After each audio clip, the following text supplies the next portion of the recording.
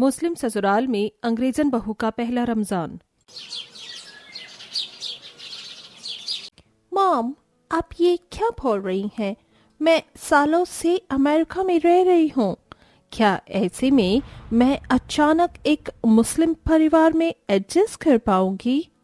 देख माहिरा, तू भले ही अमेरिका में पली बड़ी है, लेकिन मेरी बच्ची, हम अपनी जमीन से आज भी जुड़े हुए हैं और मैं तेरी शादी किसी अच्छे मुस्लिम घराने में ही करवाऊंगी। मामा, मैंने सुना है कि मुस्लिम बड़े खतरनाक होते हैं। अगर नमाज कुरान ना पढ़ो तो वो डांटते हैं, और मैं तो इस सब के बारे में ढंग से जानती भी नहीं हूँ। मैं जानती हूँ कि तू घबरा रही है, लेकिन बेटा, तू हमेशा तो विदेश में ही नहीं रहेगी ना। तू कल हिंदुस्तान लौटा, मैं लड़के वालों को भी कल ही बुला लूंगी। माहिरा अपनी अम्मी की बात की बहुत ज्यादा कदर करती थी, इसके आगे वो कुछ भी नहीं बोली और अगले ही दिन वो फ्लाइट पकड़कर इंडिया लौट आई।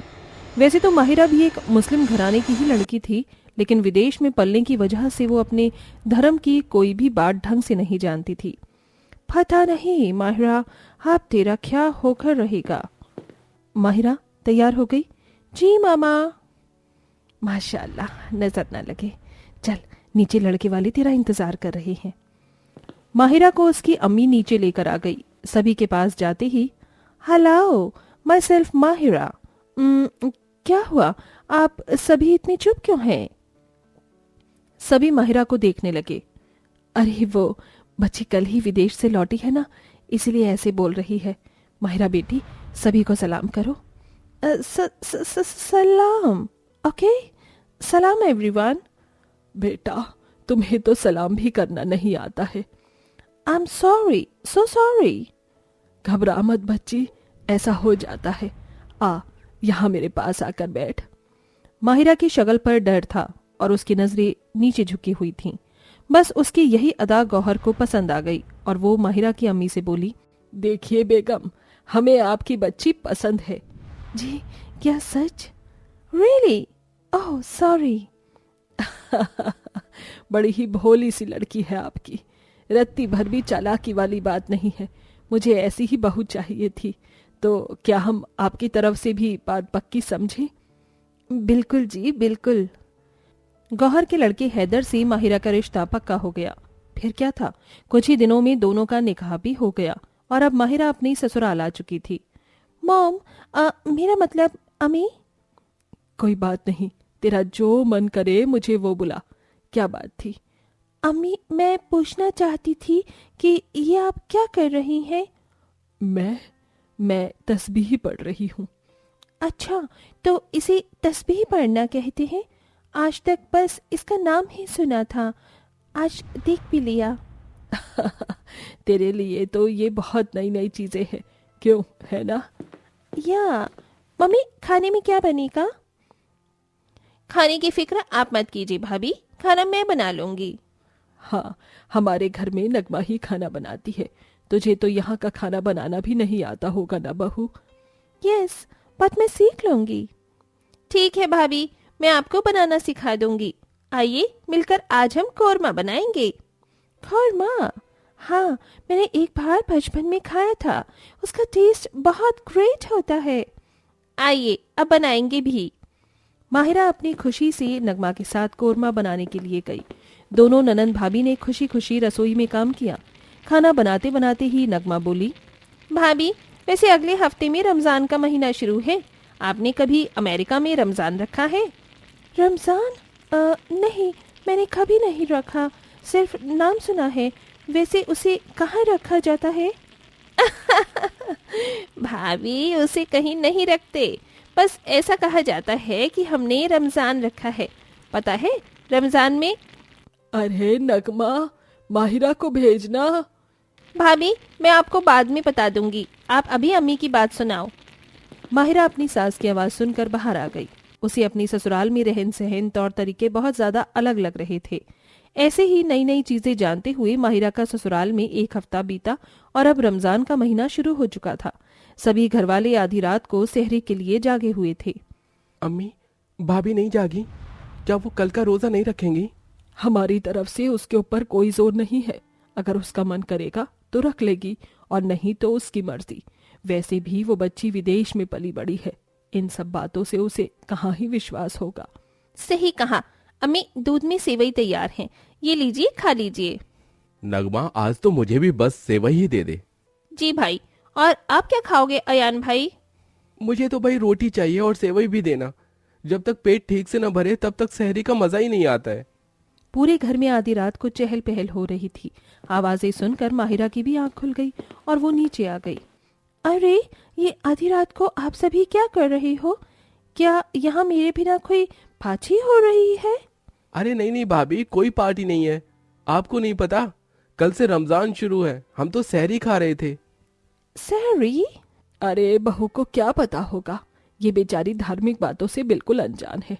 आजा बहू, मैं तुझे बताती हूँ। गौहर ने रमजान के बारे में माहिरा को बताया। अब बता बहू, क्या तू कल का रोजा रखेगी? मामी, रोजा रखना तो बहुत मुश्किल काम है। सारा दिन भूख प्यास, मुझे नहीं लगता कि मैं बर्दाश्त कर पाऊंगी। कोई बात नहीं, हमारी तरफ से कोई जबरदस्ती नहीं है, अगर हिम्मत हो तो रख लेना। माहिरा को रोजा रखना बहुत ज्यादा मुश्किल काम लगा था। सभी ने उसके सामने सहरी खाई और रोजे की नियत की, लेकिन माहिरा ने रोजा नहीं रखा।